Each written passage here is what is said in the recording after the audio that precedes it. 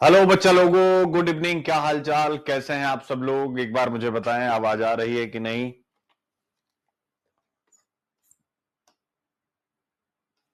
कौन कौन जुड़ गया क्लास में? शिवांगी गिरी, खुशबू राठौर, प्रतिष्ठा अम्बेश, ईशा साहू, रूपांजलि पाल, अनु यादव, साजिया शुक्ला, सपना राजपूत, प्रियंका कुमारी, अंकिता एजी, रुपेश ठाकुर, प्रतिष्ठा अम्बेश, अच्छा साहित्य, ईशा साहू, राहुल रीवा, अमित शर्मा, अमिता शर्मा, खुशबू राठौर, सपना राजपूत, मैंग वर्मा, गौरव सिंह, अनु आपका हो गया, रुपेश ठाकुर आपका भी ठीक है, अनमोल कुमार, शमा मलिक, प्रेम कुमार पांडे, सुंदर कौर, सोनू तिवारी, जितेंद्र चौधरी, जिसका नाम एक बार हो जाए बेटा। तो चलिए शुरू किया जाए आज की अपनी चर्चा। आज की चर्चा में आज हम केवल और केवल विषय का परिचय जानेंगे। उसके पीछे रीजन है कि आज मैं आया, गांव चला गया था, तो आज ही आया हूं। मैं चला गया था 2 तारीख को, और बहुत टॉपिक हैं, तो आज एक बार पूरे टॉपिक पर विस्तार से चर्चा करेंगे। कल इन सब को डिटेल में समेटेंगे, जिससे ये महीना जैसे फर्स्ट ऑफ मार्च से अभी तक का हुआ नहीं, तो कम से कम आपको पता लग जाए कि इन शुरुआती 4 से 5 दिनों में अखबारों की सुर्खियों में क्या रहा है और किस प्रकार से वो हमारे लिए इंपॉर्टेंट है, यानी यूपीएससी के लिए। तो चलिए शुरू करते हैं, और कल से फिर इस पर डिटेल बातचीत हो जाएगी। यानी आज आप सबको भी समझ में आ गया होगा कि हम क्या करेंगे, केवल एक परिचय करेंगे कि क्या क्या है, कितने टॉपिक हैं। उस परिचय में भी 125 स्लाइड हैं, याद रखिएगा। उस परिचय के अंदर भी कमी नहीं है कोई चीज की, लेकिन यह है कि घुसूंगा थोड़ा लेट। और आप लोगों की इकोनॉमिक सर्वे की क्लासेस 4 चैप्टर तक हो चुकी हैं, जो आप लोगों को सूचना, यानी कल सुबह 7 बजे से, सुबह 7 बजे। अब आपका रात का सोने का टाइम, उठने का टाइम कुछ भी हो, 2 से 3 महीने अब सुबह 7 बजे आप लोग प्रीलिम्स वाले जितने भी बच्चे हैं, क्योंकि अब समय आ गया है मार्च अप्रैल मई, यानी अब युद्ध स्तर पर कार्य करना है, और वो भी एक डिसिप्लिन मैनर में, और उसके साथ साथ किसी की गाइडेंस में। तो सुबह 7 बजे आपका रूटीन कुछ भी, अब आप मेरे साथ बिताएंगे। जल्दी सोएंगे, सुबह 7 बजे वाली क्लास में सबको लाइव रहना, बाद में देख करके आप उसका कोई एडवांटेज उठा नहीं पाएंगे। तो कल से टॉप 50 चैप्टर, यानी टॉप 50 प्लस 25, तभी उसको टॉप 50 कह रहा हूं। तो टॉप 50 चैप्टर्स में से सुबह 7 बजे आपको काम दिए जाएंगे, जिन्हें आपको रात तक पूरा करना है। फिर मुझे पर्सनल किसी भी ग्रुप में ना बता के यहीं बताना, जिससे कि इस क्लास में, यानी सुबह 7 बजे वाली क्लास में आपकी लाइव उपस्थिति ज्यादा से ज्यादा हो। कि सुबह 7 बजे आप काम लीजिए, रात तक कंप्लीट कीजिए, अगले दिन अपडेट कीजिए यहीं पर बैठ करके। मैं सबका नाम देखूंगी कौन कौन बच्चा अपडेट कर रहा है, और आप लोग भी एक दूसरे का कमेंट चूंकि दिखता ही दिखता है, तो आपको पता चले कि भाई हाँ, कितने लोगों का किस प्रकार से क्या चल रहा, और एक दूसरे से आप मोटिवेट हो सके। तो कल से टॉप 50 चैप्टर और इकोनॉमिक सर्वे का चैप्टर नंबर 5, 4 चैप्टर हो चुका था, अब कल से रेगुलर यहां से स्टार्ट हो जाएगा, ठीक है। तो सुबह 7 बजे आप सब लगे रहेंगे, और यूपीपीसीएस की जो तैयारी करने जा रहे हैं, यानी जो फाउंडेशन की आपकी क्लास मुश्किल से 2 से 3 दिनों में ही स्टार्ट हो जाएगी। तो यूपीपीसीएस जो 2025 की तैयारी करने का जो है मन बना चुके हैं, डेट आ ही चुकी है 12 अक्टूबर को प्रीलिम्स की, उसके बाद मेंस की। तो आप सबके लिए यानी अब रेगुलर क्लासेस स्टार्ट है। चलिए शुरू करते हैं। तो जैसे आप देख सकते हैं, आर्द्र भूमियों के बारे में हम पढ़ेंगे। पहला टॉपिक हिंदू के जितने भी हैं, वेटलैंड्स के बारे में, जीएस पेपर 1 ज्योग्राफी के हिसाब से, जीएस पेपर 2 सरकारी नीतियां किस प्रकार की हैं इन वेटलैंड को मैनेज करने की, जीएस पेपर 3 इन्वायरमेंट कंजर्वेशन। ए से बताने की जरूरत नहीं, धारित आर्थिक विकास के लिए पारिस्थितिकी एवं पर्यावरण का परिरक्षण आवश्यक है, ऐसे इस ट्रेंड के जो ऐसे पूछे जाएंगे कि अगर आपको सस्टेनेबल इकोनॉमिक ग्रोथ चाहिए, तो उस सस्टेनेबल इकोनॉमिक ग्रोथ के लिए आपको क्या करना पड़ेगा, पर्यावरण को कंजर्व करना पड़ेगा। तो आर्द्र भूमियों की क्या भूमिका होगी हमारे पर्यावरण को बेहतर बनाने में। स्वाभाविक रूप से कोई भी इन्वायरमेंट से रिलेटेड टॉपिक आएगा तो उसमें आपको इसको लेके जाना पड़ेगा। और अपने आप में जो आर्द्र भूमियों की संकल्पना रामसर कन्वेंशन है, मेरे प्यारे बच्चों, हम लोग डिटेल से इसको पढ़ेंगे।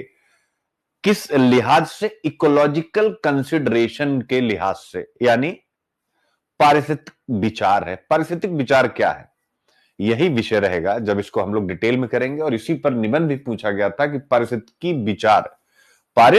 विचार विकास में बाधक हो या आवश्यक नहीं है। तो ये वेटलैंड का जो संरक्षण हो और उसको लेकर के जो अंतर्राष्ट्रीय और राष्ट्रीय स्तर पर प्रयास हो रहे हैं, स्वाभाविक रूप से वह सभी इकोलॉजिकल कंसिडरेशन का एक उदाहरण है, जिस पर यूपीएससी ने एक ऐसे पूछा था। तो ये सब अच्छे टॉपिक हैं। मैं कहता हूं डायरेक्ट प्रश्न नहीं भी आता, इसे हम इनडायरेक्ट यूज करेंगे।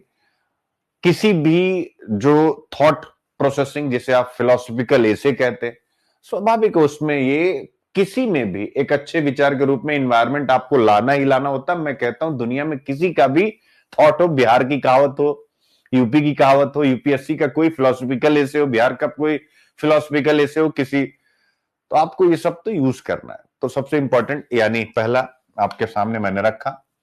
फिर इसके बाद भारत और यूरोपियन यूनियन व्यापार समझौते यानी फ्री ट्रेड एग्रीमेंट, और भी कई चीजें हैं जो डेवलप हो रही।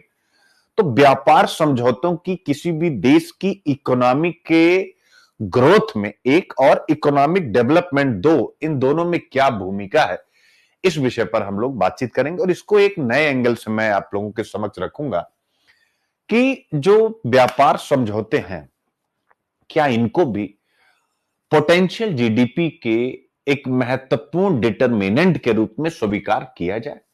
आप अगर ट्रेडिशनल किताब पढ़ते हैं या जो मैंने भी आपको कंटेंट दिया, आप देखेंगे कि पोटेंशियल जीडीपी के डिटरमिनेंट्स में इन सब का स्पष्ट उल्लेख नहीं है।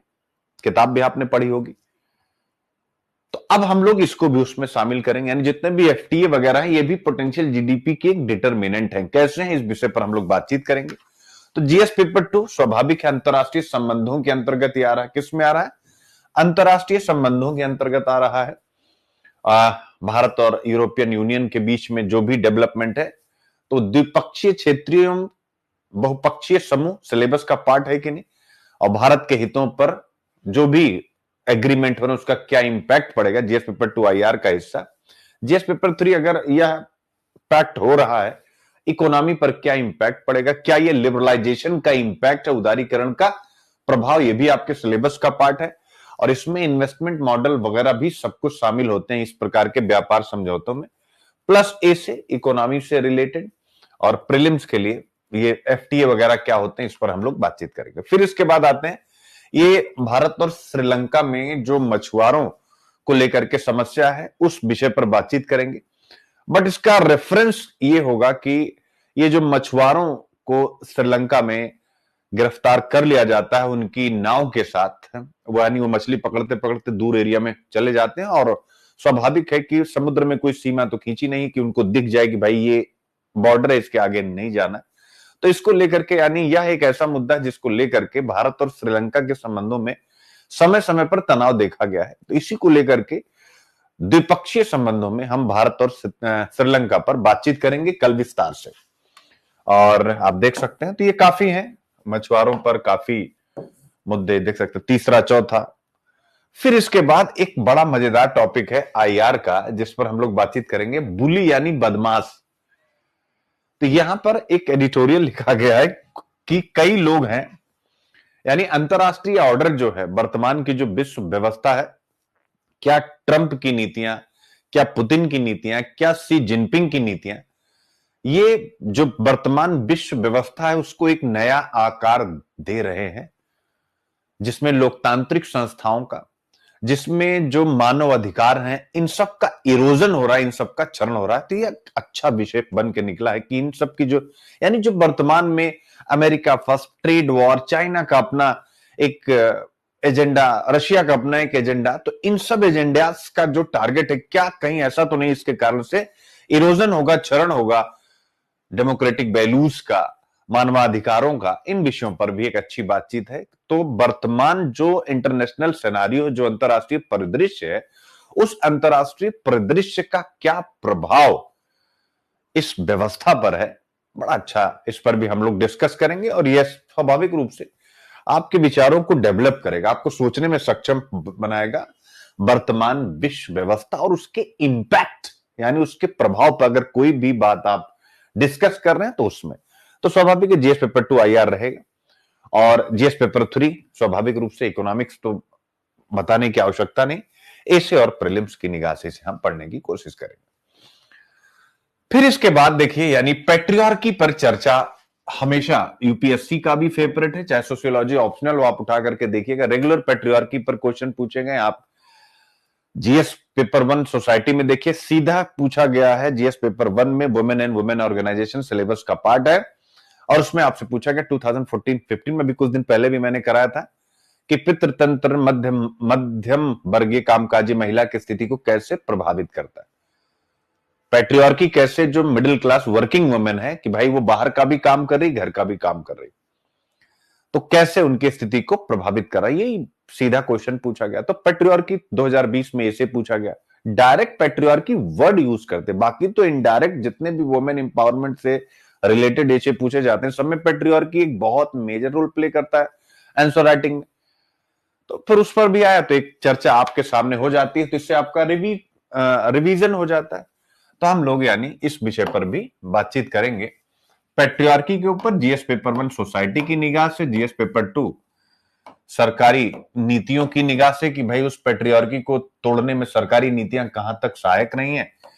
जीएस पेपर 3 समावेशी विकास, इंक्लूसिव ग्रोथ में महिलाओं की बराबरी की क्या भूमिका है, इंटरजेनरेशनल इक्विटी, इन सब विषयों पर चर्चा करेंगे। जीएस पेपर 4 भी, क्योंकि जीएस पेपर 4 में अगर आप देखेंगे, पंडिता रमाबाई वगैरह के योगदान पर जब प्रश्न पूछा जाता है, तो कहीं ना कहीं उन सब का योगदान, जो पितृसत्ता की ट्रेडिशनल संरचना है, परंपरागत स्ट्रक्चर उसका जो है, उसको तोड़ने में उन लोगों की महत्वपूर्ण भूमिका रही है। और परंपरागत संरचना जो भी है स्त्री को लेकर के, स्वाभाविक रूप से वो पैट्रियार्की से ही संचालित है। पैट्रियार्की आप सबको पता है, एक ऐसी विचारधारा, एक ऐसी मानसिकता जो इस व्यवस्था में महिलाओं को द्वितीयक मानती है। सिंपल सी बात है। तो इस विषय पर हम लोग बातचीत करेंगे, एसी और प्रीलिम्स तो ठीक है, जो भी स्कीम्स वगैरह का जिक्र आएगा उसको प्रीलिम्स के लिए देखेंगे। फिर इसके बाद अब देखिएगा, care, centring care in India economic policy. अब ये मजेदार है, 8 मार्च को महिला दिवस है, केयर इकोनॉमी के बारे में हम लोग बातचीत करेंगे, जिस पर यूपीएससी ने 2023 में पर्पल इकोनॉमी, केयर इकोनॉमी, महिलाओं से संबंधित जो आर्थिक गतिविधियां हैं उसकी देश के विकास में, महिलाओं के विकास में क्या भूमिका, वुमेन एम्पावरमेंट में क्या भूमिका। तो हम लोग केयर इकोनॉमिक्स पर एक अच्छी चर्चा करेंगे, और इस केयर इकोनॉमिक्स को कैसे सरकार ने अपनी नीतियों के माध्यम से आगे बढ़ाया है। और स्वाभाविक रूप से केयर इकोनॉमिक्स अगर आप पढ़ते हैं, महिलाओं को उससे समर्थ बनाना है, तो सोशल जस्टिस भी उसी के रास्ते हम पाएंगे। तो यूनिट 12 अगर आप देखेंगे सोशल जस्टिस की, जीएस पेपर 2 में जनसंख्या के अति संवेदनशील वर्गों के लिए जो भी काम किए जा रहे हैं, तो वो पार्ट भी यहां पर आएगा। और फिर जीएस पेपर 3 में आपको केयर इकोनॉमी के थ्रू जेंडर बजटिंग पढ़ाऊंगा, क्योंकि इसमें जेंडर बजटिंग का जिक्र है। इस बार के बजट में, जब से हमने जेंडर बजटिंग स्टार्ट किया है 2005 एंड 6 से यूपीए की सरकार के दौरान, इस बार महिला सशक्तिकरण के लिए सबसे ज्यादा बजट आवंटित किया गया, यानी जेंडर बजटिंग सबसे ज्यादा इस बार किया गया है। जेंडर बजटिंग वो भी पढ़ेंगे, इसके दोनों part, part A part B क्या है, कई बार आप लोगों को पढ़ा भी चुका हूं, वो भी पढ़ेंगे। बट उसके साथ साथ स्वाभाविक रूप से इसको फोकस करेंगे सोशल जस्टिस के एंगल से, इसको फोकस करेंगे मोबिलाइजेशन ऑफ रिसोर्सेज, यानी संसाधनों के प्रबंधन के लिहाज से। संसाधनों का प्रबंधन का अर्थ हुआ कि मानव संसाधनों को कैसे, यानी मानव संसाधन आजादी का 50%, आबादी का 50% हिस्सा कौन है, महिलाएं। उनको अगर मुख्य धारा में लाएंगे तो फिर कैसे जीडीपी बढ़ेगी, कैसे जीडीपी बढ़ेगी, वही प्राइवेट फाइनल कंजम्पशन एक्सपेंडिचर बढ़ेगा। महिलाएं जब बढ़ेंगी और ग्रॉस फिक्स्ड कैपिटल फॉर्मेशन भी बढ़ेगा। कैसे बढ़ेगा, बहुत सी बातें आपको पता है, कुछ बातें हम उसमें नहीं डाल करके आपको सिखाएंगे। तो ये हो जाएगा। तो आपको बस इतना ध्यान रखना है कि मैं चाहूं तो 3 से 4-5 टॉपिक पढ़ा करके और आप लोगों से कह दूं कि भाई इस बीच इतना ही था, क्योंकि अमूमन टॉपिक देखो पैट्रियार्की रिपीट हो रहा है, लेकिन उसके बाद भी मैं सब पे डिटेल कंटेंट आपके सामने रखता हूं। रीजन यही है कि इस क्लास का पर्पस ये नहीं कि हिंदू पढ़ाना, इस क्लास का पर्पस है कि यार रिवीजन भी कराना। ये नहीं कह देना कि ये तो मतलब रिपीट है या कैसे है। अगर बारंबार रिपीट है तब ठीक है, लेकिन जहां पर भी नई चीज है वो आपको जोड़ना, सिखाना। तो यही इसकी सबसे बड़ी ताकत है।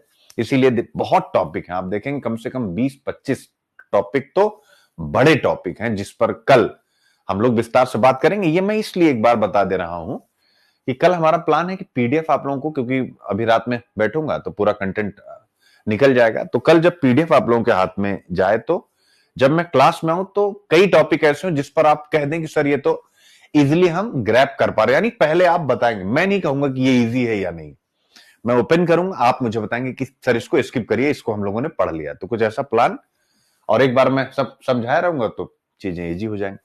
तो जीएस पेपर 3 इकोनॉमी, ए से वुमेन इंपावरमेंट बताने की जरूरत नहीं, प्रीलिम्स के लिए care economy, purple economy obvious है, वही चल रहा, फिशिंग एंड माइनिंग, तो जो मैंने पीछे बताया श्रीलंका वाला मुद्दा उसी के साथ जुड़ा, एक नए प्रकार का मुद्दा। फिर इसके बाद बोस मेटल क्या है, जिस पर रिसर्चर्स ने कुछ रिसर्च किया है, सफलता पाई, बोस मेटल, तो प्रीलिम्स के लिए बोस मेटल हम पढ़ेंगे, लेकिन इसके साथ साथ इसको जीएस पेपर 2 और 3 इकोनॉमी की निगाह से भी जोड़ करके देखेंगे। और जब भी हम GS paper 2, GS paper 3 economy की निगाह से कोई भी चीज जोड़ते हैं तो हमेशा याद रखिएगा कि जैसे यूपीएससी आपसे पूछा था 2020 में पूछा था बच्चों, एक बार मुझे करेक्ट करना, कि आर्थिक समृद्धि के बिना यानी इकोनॉमिक ग्रोथ यानी जीडीपी के को बड़ा किए बिना सामाजिक न्याय संभव नहीं, सोशल जस्टिस आप अचीव नहीं कर सकते, लेकिन सामाजिक न्याय अगर नहीं है तो कोई भी इकोनॉमिक ग्रोथ है वो व्यर्थ है, वो बेकार है। तो ये सारे टॉपिक वहां जाएंगे, ध्यान से समझिएगा। इनफैक्ट अगर आप इस निबंध में चाहें तो जो भारत और श्रीलंका के बीच मछुआरों को लेकर के मुद्दा है कि यानी भारतीय मछुआरे गिरफ्तार कर लिए जाते हैं, उसके बाद उनको वहां जेलों में रखा जाता है, मेरे बच्चे ये भी सोशल जस्टिस से जुड़ा हुआ है कि नहीं, यानी हम अंतरराष्ट्रीय नीतियों के द्वारा भी सामाजिक न्याय की तरफ कैसे बढ़ते हैं, इन विषयों पर भी एक चिंतन आपका तैयार होना चाहिए। चूंकि आगे आ गया कि अंतरराष्ट्रीय संबंध महत्वपूर्ण होते हैं क्योंकि वह सामाजिक न्याय प्राप्त करने का माध्यम होते हैं, इंटरनेशनल रिलेशन इंपॉर्टेंट होते हैं क्योंकि वो सोशल जस्टिस को प्राप्त करने का एक मीडियम होते हैं। अगर ये इसे आ जाए तो आप कहेंगे अरे यूपीएससी ने चौंका दिया, लेकिन अगर ये ऐसे आ गया तो क्या आप, अभी आप सबसे पूछना चाहता हूं, इस पर लिख पाने में आप सक्षम है कि नहीं? चलो इसी विषय पर एक हल्की सी चर्चा कर लेते हैं कि अंतरराष्ट्रीय संबंध कैसे सामाजिक न्याय की स्थापना में महत्वपूर्ण फैक्टर होते हैं। अरे भाई, भारत श्रीलंका के बीच में बेहतर संबंध है, मछुआरों की समस्या नहीं है, तो मछुआरे कौन है? स्वाभाविक रूप से समाज में आर्थिक रूप से, सामाजिक रूप से एक मार्जिनल समूह है। ऐसी परिस्थिति में अगर वो मजबूत होते हैं, भारत और श्रीलंका के मजबूत संबंधों के बेस पर हम कोई एक बेहतर रास्ता निकाल पाते हैं। और ये समस्या आज की नहीं है, भारत और श्रीलंका की आजादी के बाद से ये समस्या चली आ रही है, ब्रिटिश काल से ये समस्या मौजूद है।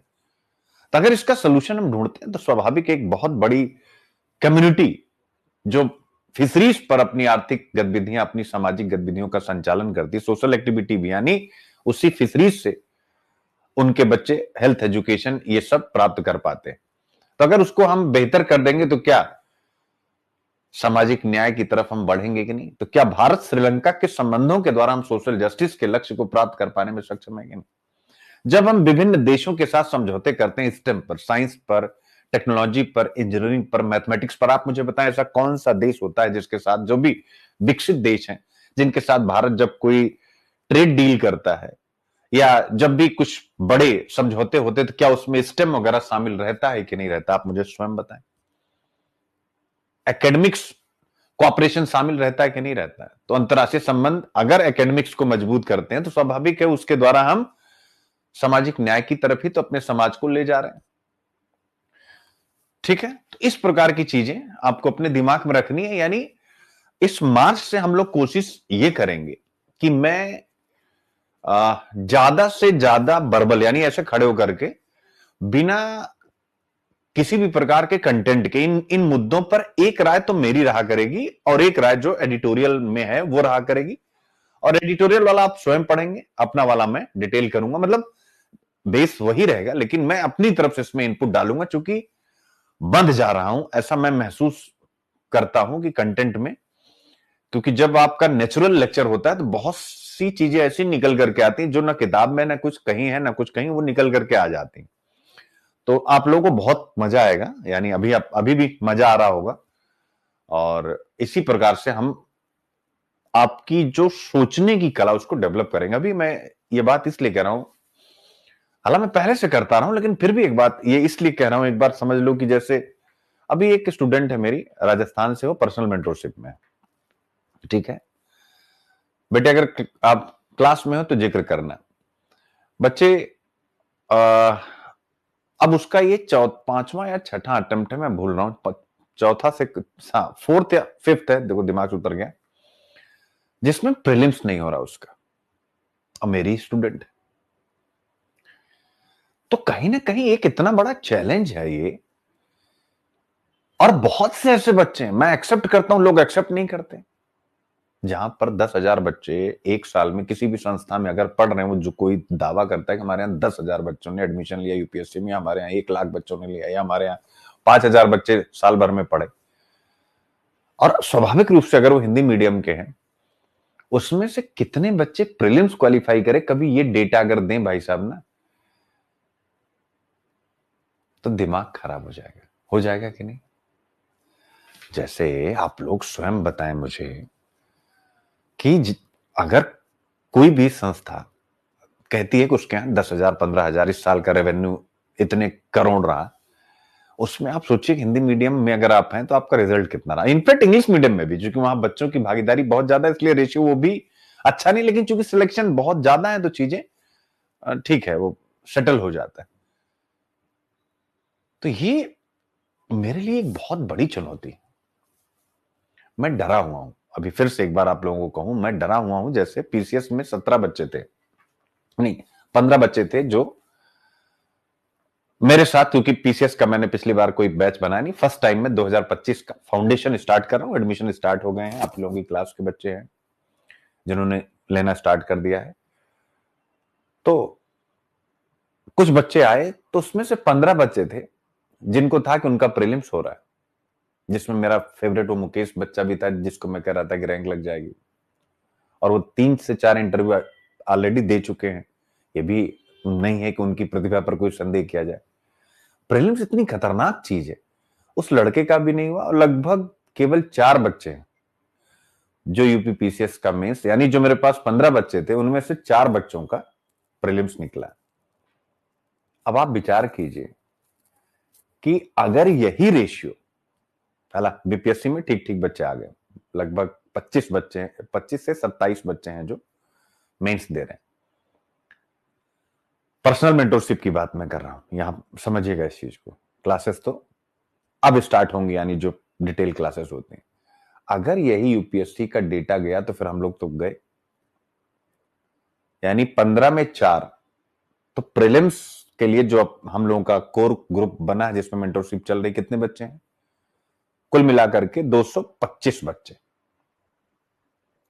अब 225 बच्चों में जो बिल्कुल जिन पर हम लोग फोकस है सुपर 100 की तरह वाला, 225 25 मान लीजिए 26 26 के भी कुछ होंगे, कुछ बच्चे जो कि पैसों से मजबूत होते हैं, तो जो पैसों से मजबूत होते हैं वो मैंने देखा वो लगातार एडमिशन किसी न किसी चीज में लेते रहते हैं, क्योंकि उन्हें पैसों का कोई इश्यू है नहीं, तो उनको लगता है कि कुछ भी मिल जाएगा, तो एक डिसिप्लिन बना रहेगा। और ये सत्य कि अगर आप अकेले पढ़ते हैं और आप किसी के साथ पढ़ते हैं तो ये एक अंतर है, आप कितना भी नहीं पढ़ना चाहेंगे लेकिन किसी के साथ हैं तो डिसिप्लिन आपको काम करा देता है।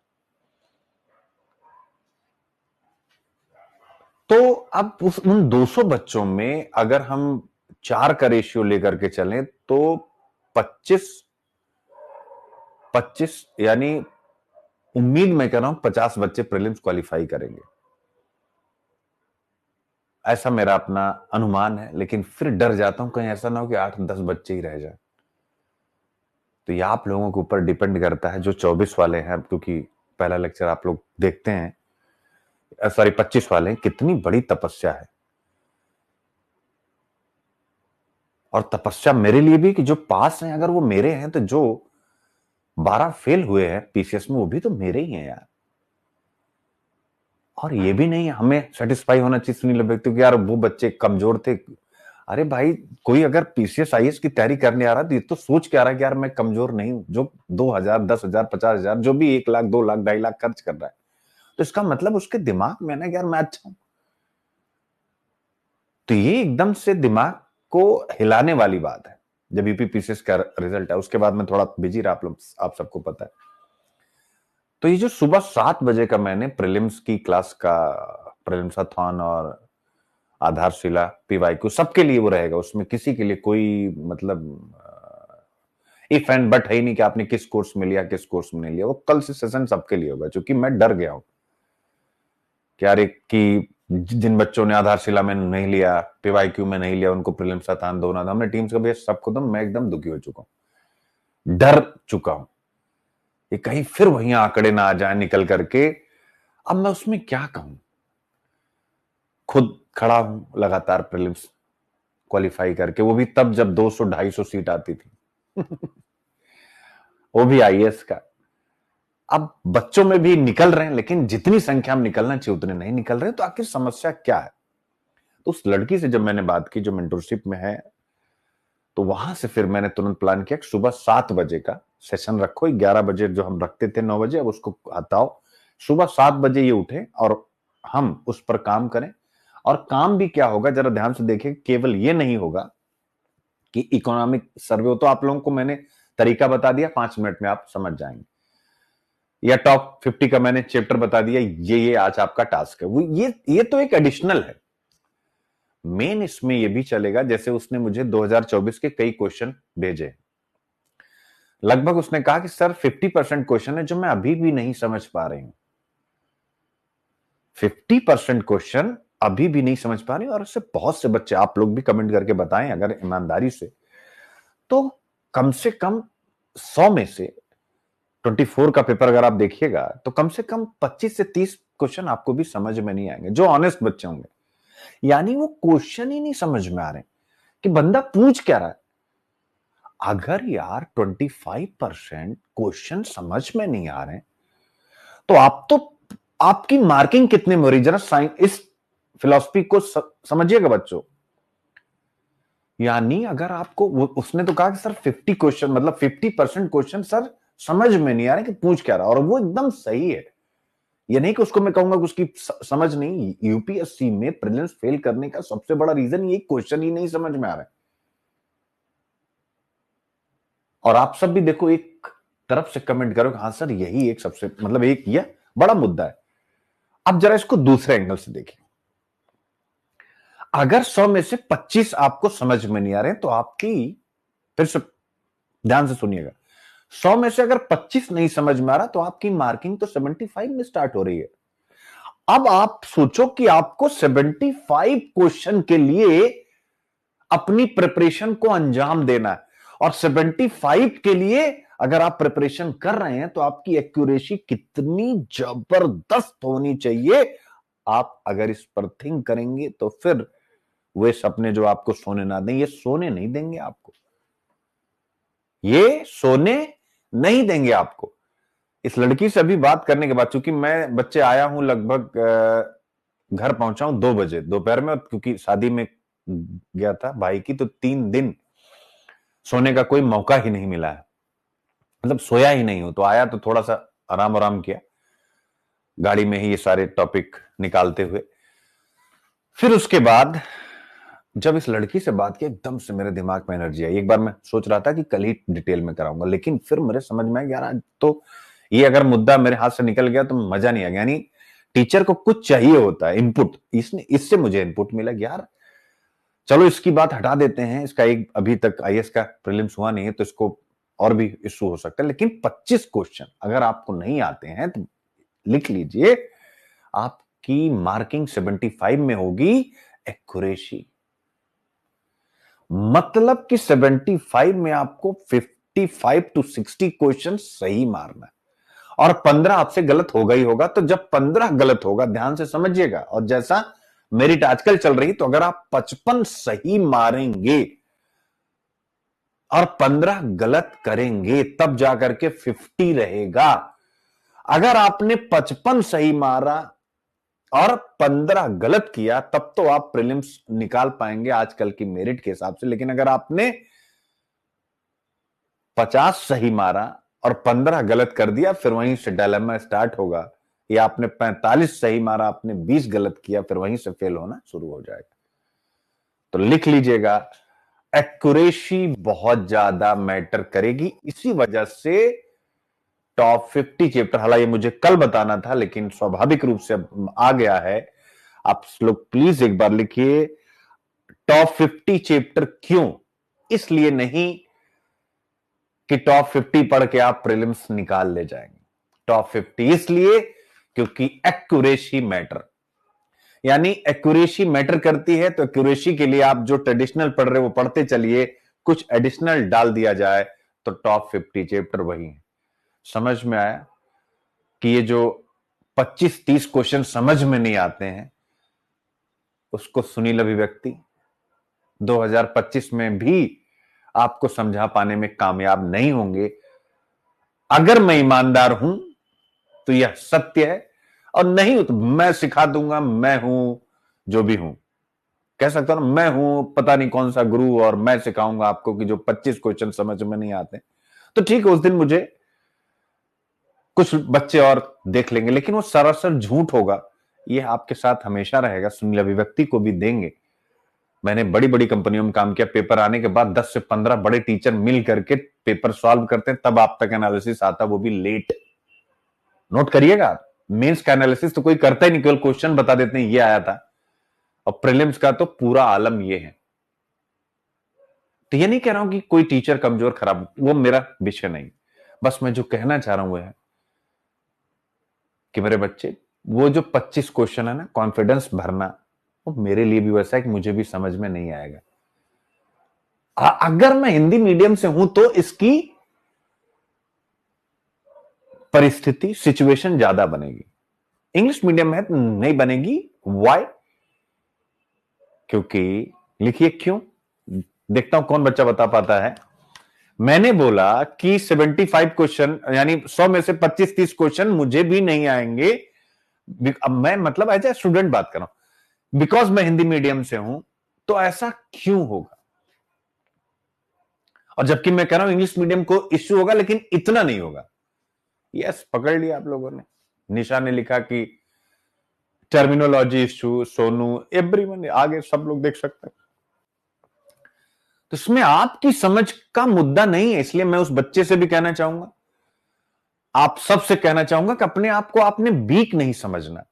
आपने यह समझना है कि यार इतनी खतरनाक विज्ञान की, साइंस की हिंदी इतनी विज्ञान, मतलब इतनी खतरनाक, टेक्नोलॉजी, इकोनॉमी, और खासकर साइंस और इन्वायरमेंट को अगर आप पकड़ी, इकोनॉमी तो मैंने इतना सिखाया कि आप निकाल ले जाएंगे, इन्वायरमेंट और उसके बाद साइंस, इतनी खतरनाक हिंदी।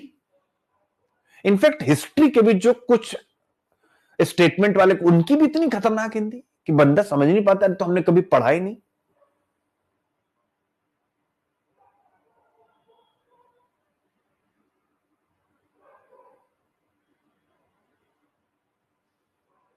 तो ये कहीं ना कहीं एक बहुत बड़ा इश्यू है, जिस पर कल सुबह से काम करूंगा। तो इसलिए मैंने उसके बहाने सबको बताया कि आपकी कमी नहीं, इसको अपनी कमी मान लेंगे कि 50 में से 100 में से हमसे इतने क्वेश्चन मुझे समझ में नहीं आ रहे, फिर आप क्या करेंगे? मेरे पास कोई जादू की छड़ी नहीं, मैं ऐसे घुमा दूंगा। भाई बेस हमारा कमजोर है, हम सरकारी स्कूलों से पढ़े लिखे हैं, बेस हमारा कमजोर है। क्वेश्चन के स्टैंडर्ड यहां खड़ा हुआ है, चाहे जीएस हो चाहे सीसेट हो।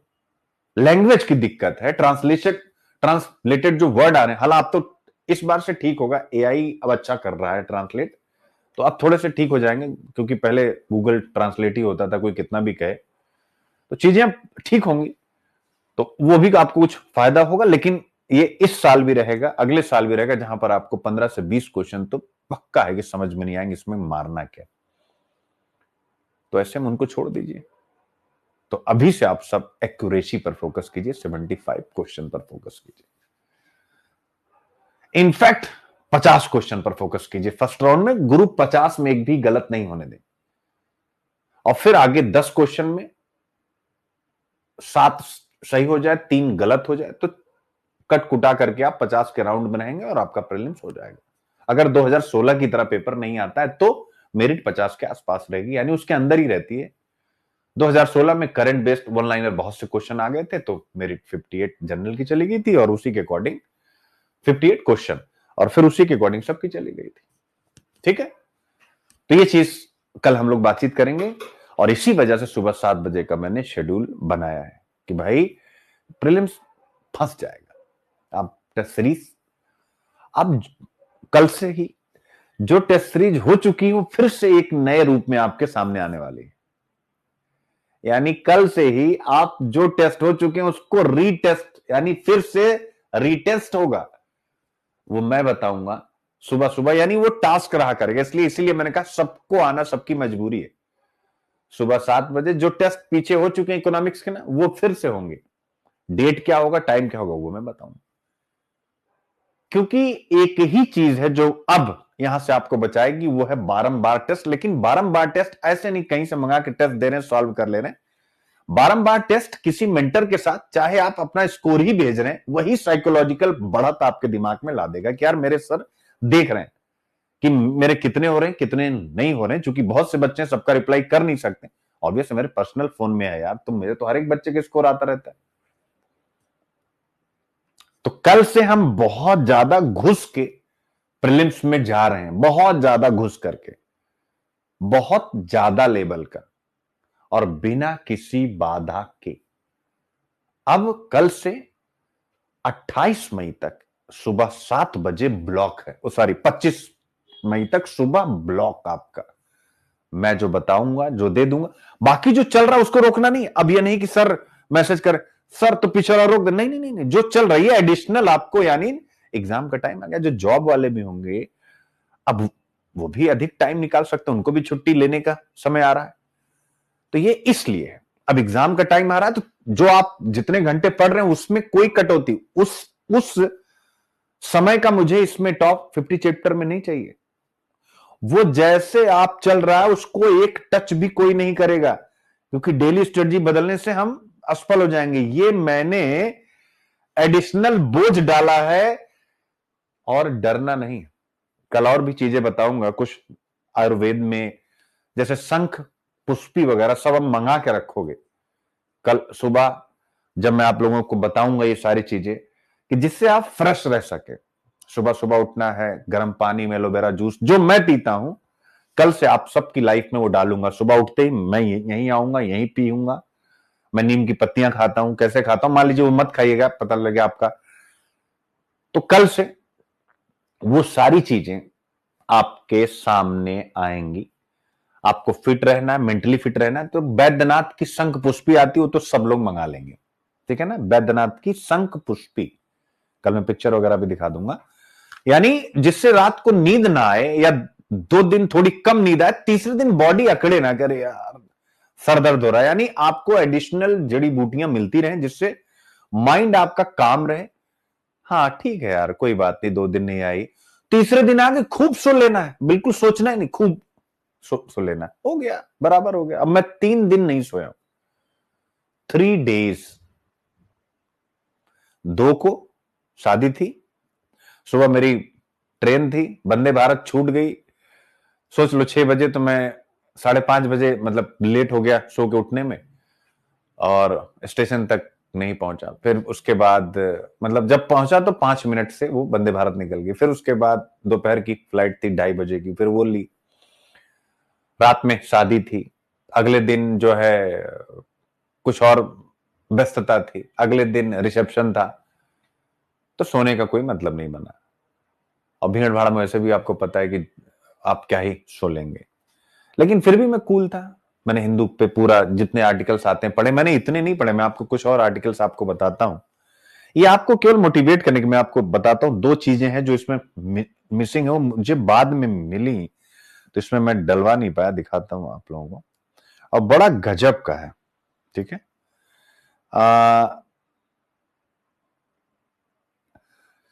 एक तो है, गूगल के को फाउंडर हैं। अभी जैसे हम लोग एक विवाद पढ़ रहे थे ना बेटा कि आपको याद होगा कि 70 घंटे सप्ताह में काम करना चाहिए, ऐसा इन्फोसिस के एक्स चेयरमैन साहब ने कहा था। और आपको पता होगा कि मैंने 200% उसका समर्थन किया था कि नहीं किया था, एक बार सब बताएं। इस पर मैंने स्पेशल वीडियो भी डाला था कि नहीं, बिल्कुल सही बात है, और उससे आपको प्रेरणा लेनी चाहिए। कि मैंने क्यों कहा था, उस पर फिर बहुत से और बड़े बड़े उद्योगपतियों का आया कि 70 घंटे नहीं करना चाहिए, क्वालिटी करना चाहिए।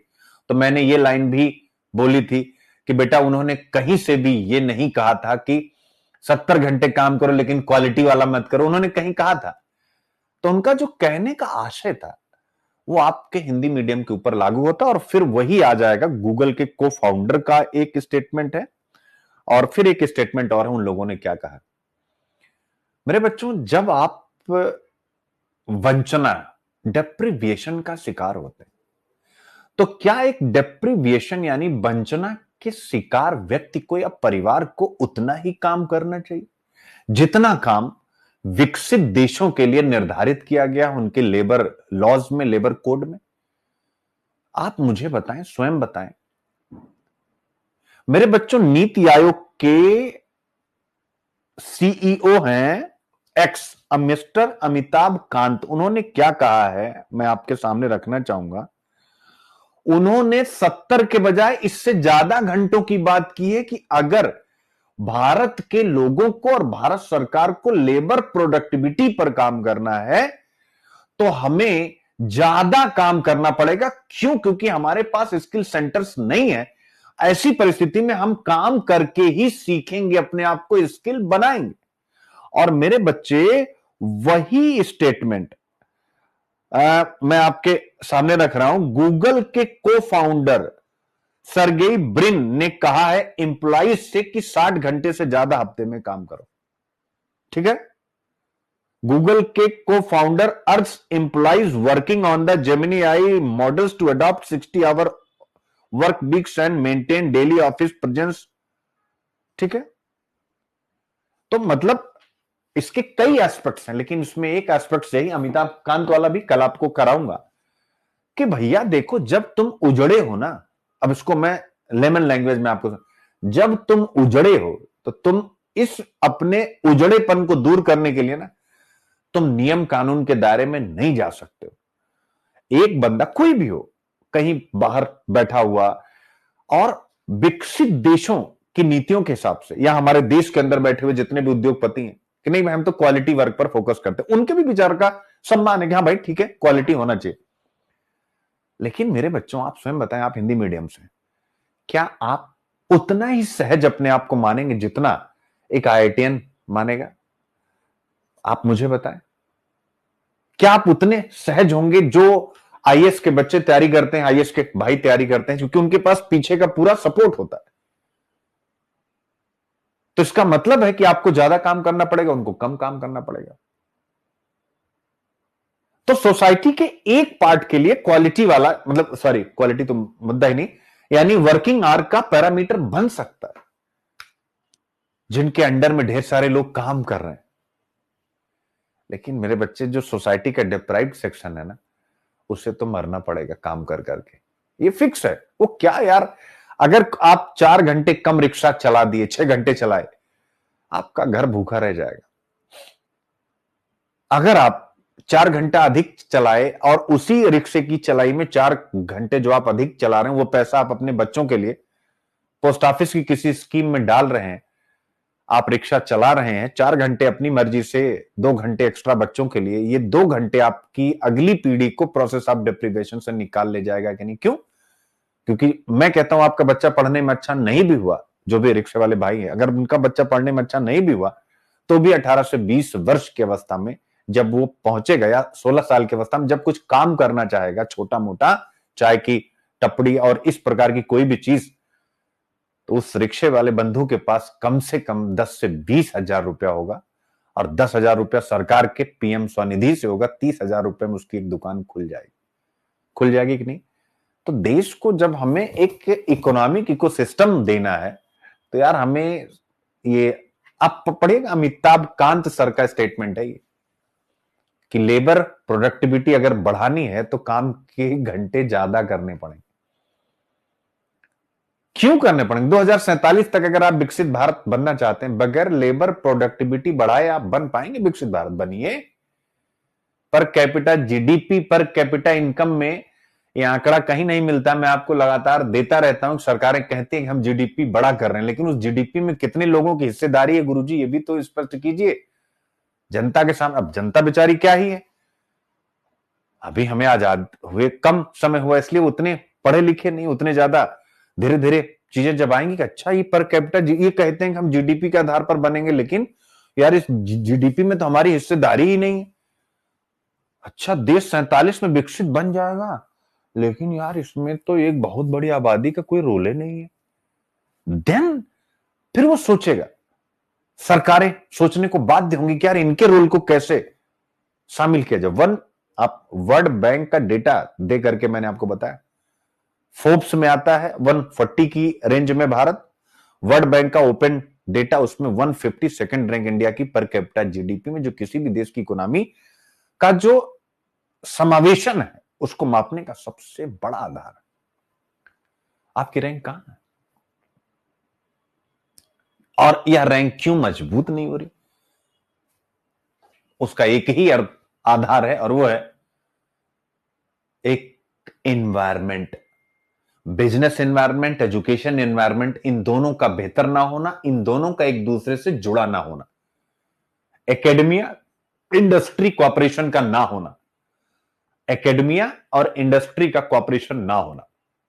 अब आप विचार कीजिए, अभी मैं गांव से आया तो हम लोगों की तरफ गन्ने की खेती होती है, गन्ने की मिल वगैरह है। अब आप मुझे बताइए कि अगर गन्ने की खेती, यानी गन्ना क्या है, शुगर केन क्या है, और कैसे वो मिल तक जा रहा है, उससे क्या प्रोडक्ट निकल के आ रहा है। अगर हम 5वीं के बाद के बच्चों को महीने 2 महीने में, जब गन्ने का सीजन हो, जहां पर गुड़ बन रहा है, जहां पर खांडसारी बन रही, जहां पर शुगर बन रही, क्या हम 2 महीने में क्लास 6 के बच्चों को एक नियम बना करके, जो बच्चे इच्छुक हो सबको नहीं उठा के बैठा दिया, क्या हम क्लास 6 से यह रूल नहीं डेवलप कर सकते हैं कि हम इन बच्चों को माह में एक बार या 2 माह में एक बार इन फैक्ट्रीज तक लेके जाएंगे, इन मिलों तक लेके जाएंगे, उन खेतों तक लेके जाएंगे और सिखाएंगे कि रबी की फसल में ये है, खरीफ की फसल में ये है, जायद की फसल में, यानी सबकी सीजन में, और इससे क्या क्या आप अपनी इनकम बढ़ा सकते। तभी तो बच्चा जो गांव में है वो एग्री स्टार्टअप के बारे में सोचेगा। आज इस देश की विडंबना कितनी गहरी है कि एग्री स्टार्टअप के बारे में सोच कौन रहा है? जो आईआईटीएन से बेचारे। ऐसा नहीं कि उनका रूट नहीं गांव का, मैं नहीं कह रहा हूं, लेकिन सामान्य किसान के बच्चे वो कहां जा रहे? एग्री स्टार्टअप, फॉरेन कंपनियां इन्वेस्टमेंट दे रही, एग्री स्टार्टअप, लोकल इकोसिस्टम कैसे डेवलप होगा, हम ही आपको पढ़ाते हैं, आप ही पढ़ते हैं कि कम्युनिटी पार्टिसिपेशन से ही डेवलपमेंट का नया मॉडल डेवलप हो सकता है। तो क्या स्टार्टअप में कम्युनिटी पार्टिसिपेशन के बारे में हम नहीं सोच सकते हैं? कहीं लिखा ही नहीं होता। आप लॉजिकल इसको लीजिए। विजनरी डिसीजन तभी लिए जाते हैं जब इंट्यूशन एंड लॉजिक का मेल होता है। तो जो बातें मैं कह रहा हूं, अगर इंट्यूशन एंड लॉजिक आप समझ पा रहे हो, देन आप इसको विजनरी डिसीजन मान करके अपनी आंसर में लिखने की कोशिश कीजिएगा। तो ऐसे देश में जहां पर बिजनेस और एकेडमिया में कोई रिलेशन नहीं, बिजनेस का मतलब केवल मुकेश अंबानी नहीं, no no no no no no, business का मतलब होता है, मुझे पता है, जब मैं अपने गांव में बचपन की बात बताऊं, तो घर से बाहर हम निकलते थे गांव में, तो जब सड़क पे आते थे, यानी जहां से पूरी कनेक्टिविटी होती है, 1 किलोमीटर का लगभग दायरा था, तो जूते ना मेरे पिताजी लेक्चरार रहे ज्योग्राफी के, और उसके बाद प्रिंसिपल रहे।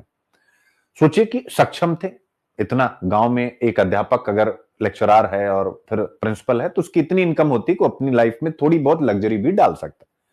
मेरे पिताजी हमेशा जूता वहीं से खरीदते थे, हमने भी जूते चप्पल वहीं से खरीदने स्टार्ट किए। आप सोचिए, आज के 30 साल पहले, 40 साल पहले, 20 साल पहले, 25 साल पहले रूरल इकोनॉमी का एक अपना इंडस्ट्रियल बेस भी था, आज वो खत्म हो गया। ध्यान से समझिएगा, रूरल, आज चमड़े का काम करने वाले कहां चले गए? तो कहने का, या ऐसे ही अनेकों प्रकार के जो लेबर इंटेंस काम होते हैं, विशेषकर माइक्रो इकोनॉमी के जितने भी एस्पेक्ट हो सकते हैं, वो सब गांव से खत्म।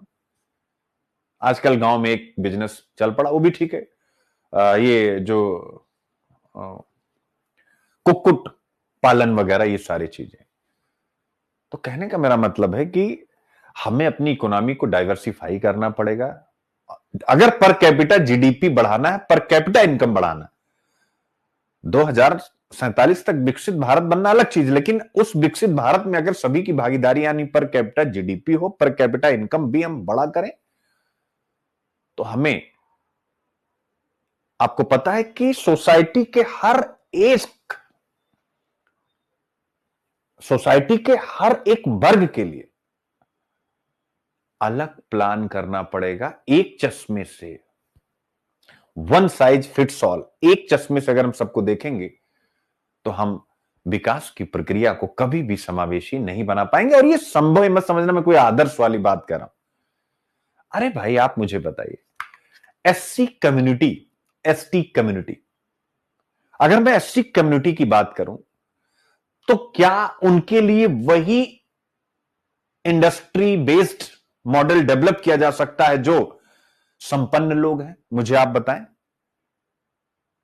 यानी जो अपनी जमीन पर फूड प्रोसेसिंग या एग्रो फॉरेस्ट्री को डेवलप कर रहे हैं, क्या उन्हीं किसानों के समतुल्य हम ग्रामीण भारत में रहने वाले दलित बंधुओं को डेवलप कर सकते हैं? उनके पास लैंड होल्डिंग ही नहीं है। जो है, जो पट्टे वगैरह पर बाद में दी भी गई, वो या तो घर से बहुत दूर है या इतनी कम है कि उसमें वो कुछ कर ही नहीं सकते। बोलो, कमेंट करो, मुझे गलत साबित करो। वन साइज फिट्स ऑल नहीं। अब आप कहेंगे सर ये आपके विचार कहां से आए, आप बहुत बड़े ज्ञानी? नहीं, एपीजे अब्दुल कलाम सर ने क्या कहा, पूरा, सोनिया जी अगर उनको पसंद करती, खैर वो सब बहुत बड़ी महिला है, मैं मतलब बस एक रेफरेंस है तो मैं बोल रहा हूं, बाकी इन लोगों का भी योगदान बहुत बड़ा है, हम लोग तो बहुत छोटे लोग हैं। तो थोड़ा था इन लोगों में यूपीए के टाइम पर, यार इन्होंने एक अवधारणा दी थी, provide urban amenities in rural area, पूरा कि शहरी सुविधाओं को गांव में पहुंचाओ, 50 गांव का क्लस्टर बनाओ, क्लस्टर डेवलपमेंट अप्रोच अपनाओ, शहरीकरण की चुनौतियों का भी समाधान होगा, रूरल इंडिया भी डेवलप होगा और नई पीढ़ी को अच्छे हेल्थ केयर, एजुकेशन, न्यूट्रिशन के सेंटर गांव के आसपास मिलेंगे। इसको बोलते हैं कम्युनिटी इकोनॉमिक्स। मैंने अपनी तरफ से डेवलप किया कि पूरा is equal to community economics model, समुदाय अर्थव्यवस्था का मॉडल। क्या हम कह सकते हैं कि नहीं? अरे भाई, अगर शहर और इसके बीच में ही दूध वालों को काम मिल गया, इसी के बीच में सब्जी वालों को काम मिल गया, इसी बीच में फल वालों को काम मिल गया, इसी बीच में किसानों से अनाज की चाहत रखने वाले, आजकल होता नहीं आटा चक्की वगैरह में कई प्रकार के ग्रेन मिला करके पिसाई होती है, मध्यम वर्ग वाले, उच्च मध्य वर्ग वाले उसी को खाते हैं। तो किसानों को भी मिल गया कि यार चलो शहर में डिमांड है हमारे गेहूं की अलग प्रकार से, और धीरे धीरे वो गांव वाले सीखेंगे कि जो ये 50 गांव का समूह यानी जो हमारा शहर बना, यहां के आसपास के जो लोग हैं वो ऑर्गेनिक गेहूं की खरीद ज्यादा कर रहे हैं, तो वो लोग ऑर्गेनिक एग्रीकल्चर की तरफ घूम जाएंगे। मतलब बहुत कुछ, अब इस पर विस्तार से बात हो तो घंटों लेक्चर लिया जा सकता है। तो कहने का मेरा मतलब है कि हमें यही चीज आप लोगों के पास मैं लेके आता हूं, वन साइज फिट्स ऑल। तो कहने का मतलब है कि ये जो मैंने सुबह 7 बजे से पूरा प्रोग्राम बनाया, उसके पीछे रीजन यही कि यार अब वन साइज फिट्स ऑल में सब नहीं चलेंगे, और कल सुबह से कैटेगरी वाइज प्रीलिम्स की रणनीति के साथ ही हम आगे बढ़ेंगे। तो कल सुबह का सेशन आप सबके लिए 7 बजे वाला समझिए ब्रह्मास्त्र की तरह होगा। आप सब अपनी अपनी कैटेगरी लेके बैठे रहिएगा। मैं खुद यहां पर लिखूंगा कि कैटेगरी एक्स के बच्चे जो भी अभी पढ़ रहे हैं उसमें क्या क्या शामिल करेंगे, कैटेगरी बी के बच्चे, कैटेगरी सी के बच्चे, यानी 2 से 2.5 महीना अब हम जाति आधारित प्रीलिम्स की भी तैयारी करेंगे। और ये सत्य है, इसको इनकार कोई नहीं कर सकता, क्योंकि सबका कट ऑफ अलग अलग है। तो क्यों हम ज्यादा मेहनत करें, थोड़ा गेम खेलते हैं, मे बी कहानी बन जाए। और स्वाभाविक है, जिनके लिए कहीं से भी रिजर्वेशन नहीं, उनके लिए एक नया मॉडल दिया जाए जिससे वो भी अपने रास्ते बना सके। और मैं अपने बच्चों के लिए कह रहा हूं, मतलब आप सब जो हमारे यहां एडमिशन लिए हुए, ठीक है?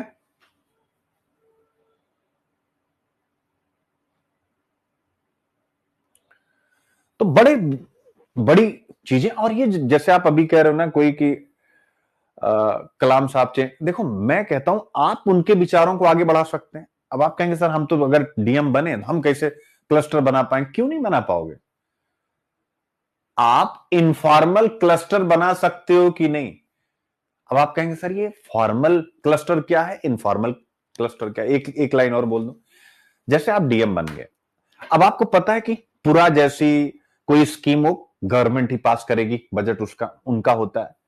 लेकिन अब आपको पता है कि यार ये जो पूरा वाली उदाहरण है बड़ी रेलिवेंट है, आप इनफॉर्मल इसे कैसे डेवलप करेंगे। जब गवर्नमेंट की तरफ से उसके लिए कोई ऑर्गेनाइजेशन बनेगा, गवर्नमेंट की तरफ से उसके लिए फंड आएगा, तो स्वाभाविक है उसे हम फॉर्मल या औपचारिक पूरा कहेंगे। लेकिन अब जब तक वो नहीं हो रहा है तो क्या हम हाथ पर हाथ धरे बैठे रहे? हम इनफॉर्मल पूरा को डेवलप करेंगे। कैसे करेंगे?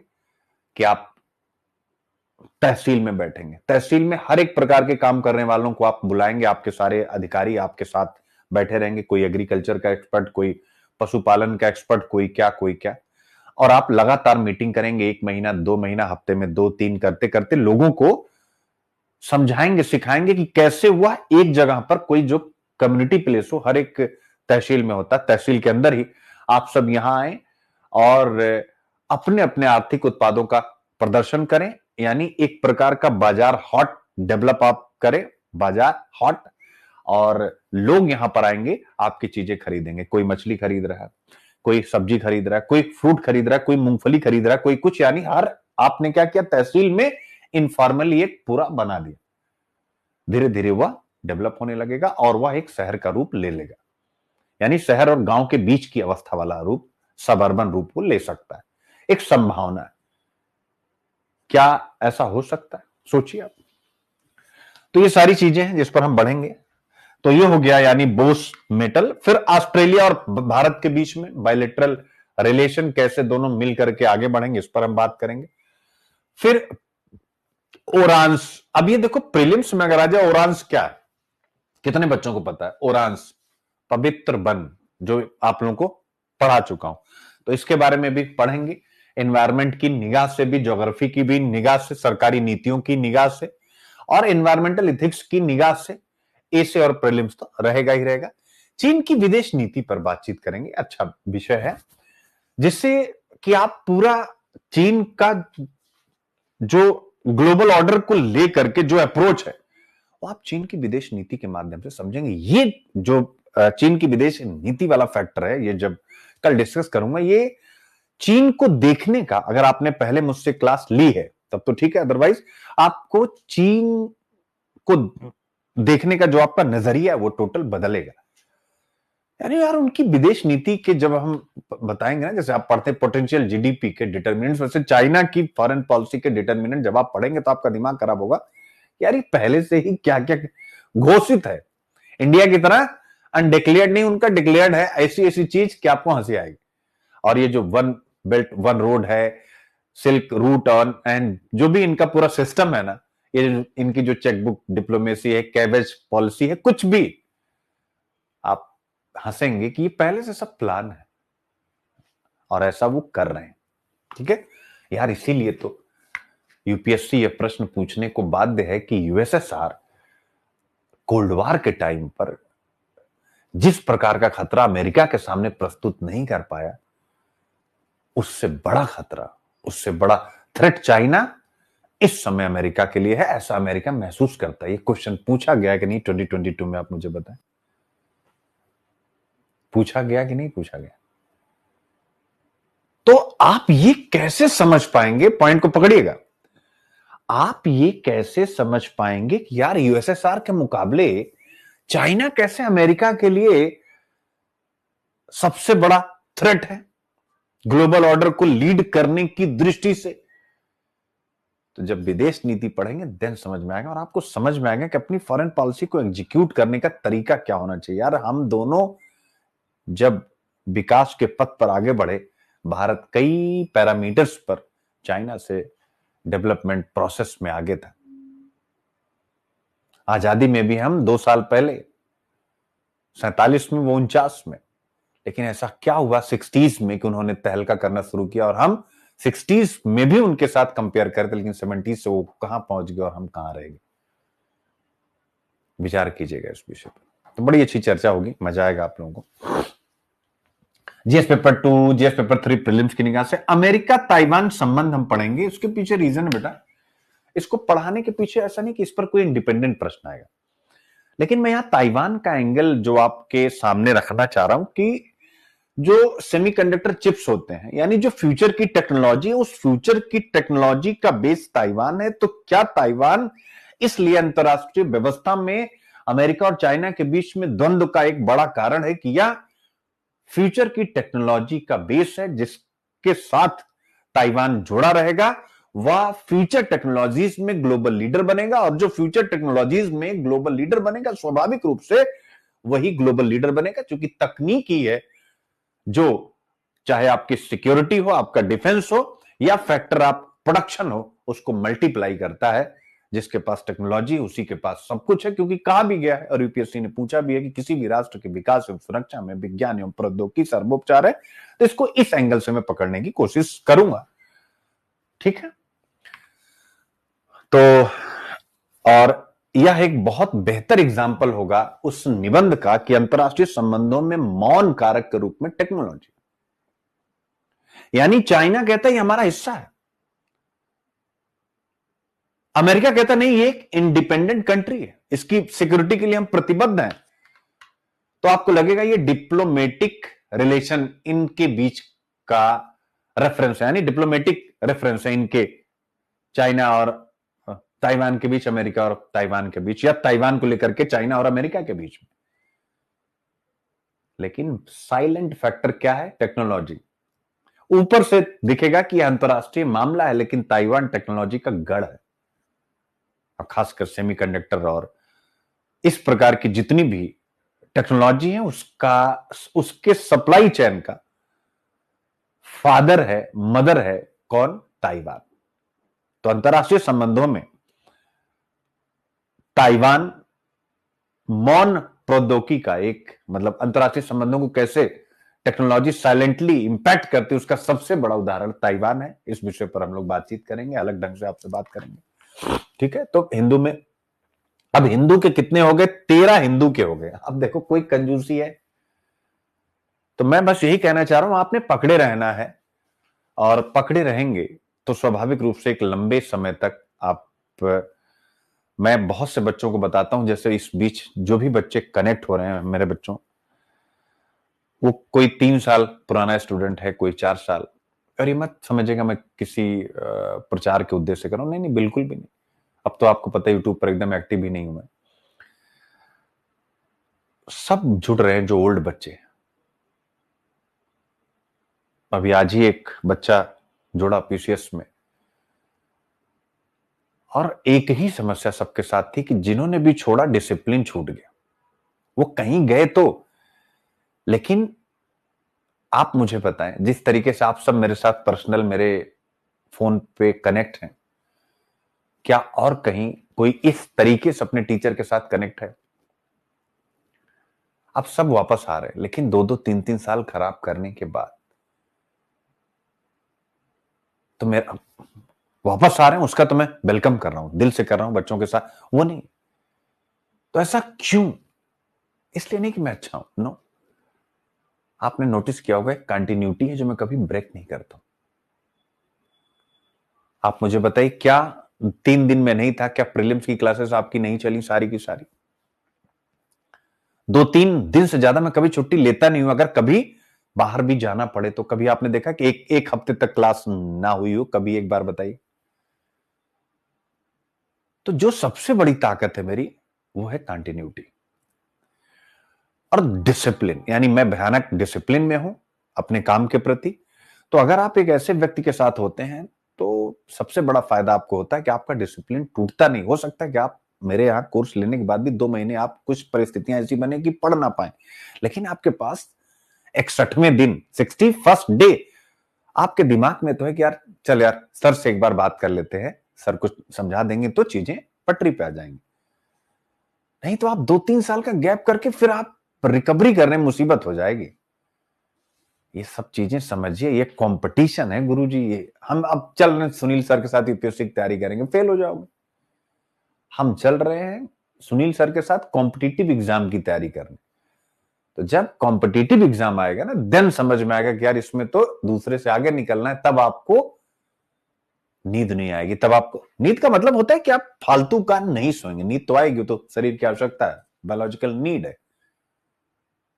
तो ये सारी चीजें आपको सोचनी है कि आप तमाम, मैं अपनी बात नहीं कर रहा हूं, किसी के साथ भी जिसके साथ जुड़े आपको लंबे समय तक उसके साथ चलना पड़ेगा।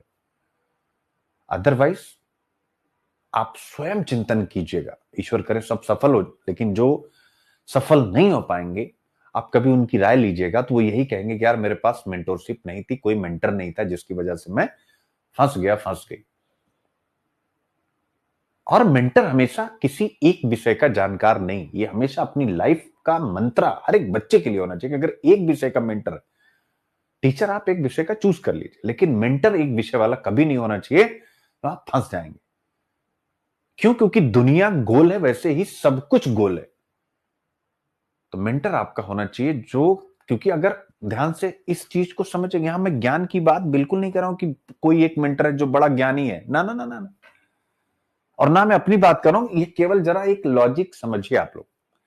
अगर मान लीजिए कि मेंटर एक विषय का जानकार है, तो अगर उस मेंटर ने 2-3 टीचर आपको अवेलेबल कराए, तो वो टीचर किस सुर लय ताल से आपको पढ़ा रहे हैं वो व्यक्ति समझ नहीं पाएगा। और हिंदी मीडियम में प्रीलिम्स फेल होने का सबसे बड़ा रीजन, मेंस फेल होने का और रिजल्ट 0 होने का सबसे बड़ा रीजन यही है कि एक टीम में 5 हैं, लेकिन 4 को पता नहीं है कि जो एक लीड कर रहे हैं उन्हें पता नहीं कि 4 किस एंगल से सब्जेक्ट को लेके जा रहे हैं। तो अगर आपका मेंटर हर एक सब्जेक्ट पर कमांड रखता है, तो उसका रिजल्ट क्या होता है कि हर चीज प्यूरिफाई होकर आपके पास जाती। आज जितने बच्चे हैं, एक बार केवल पूछना चाहूंगा, छवि बेटा आप लोग भी बताना जो नई उम्र के बच्चे हैं, यानी जो 2-3 साल बाद अटेम्प्ट करेंगे। आदित्य सर ज्योग्राफी एनवायरनमेंट पढ़ा रहे हैं, इसके पहले उन्होंने कहीं नहीं पढ़ाया। एक बार आप लोग आलोचना भी करो, अगर ऐसा आपको लगता है, ऑनेस्टी से बताना बेस्ट पढ़ा रहे हैं कि नहीं ज्योग्राफी एनवायरनमेंट, एक बार मुझे बताना, कंटेंट के बारे में जरूर बताना, एक बार आप कमेंट करो।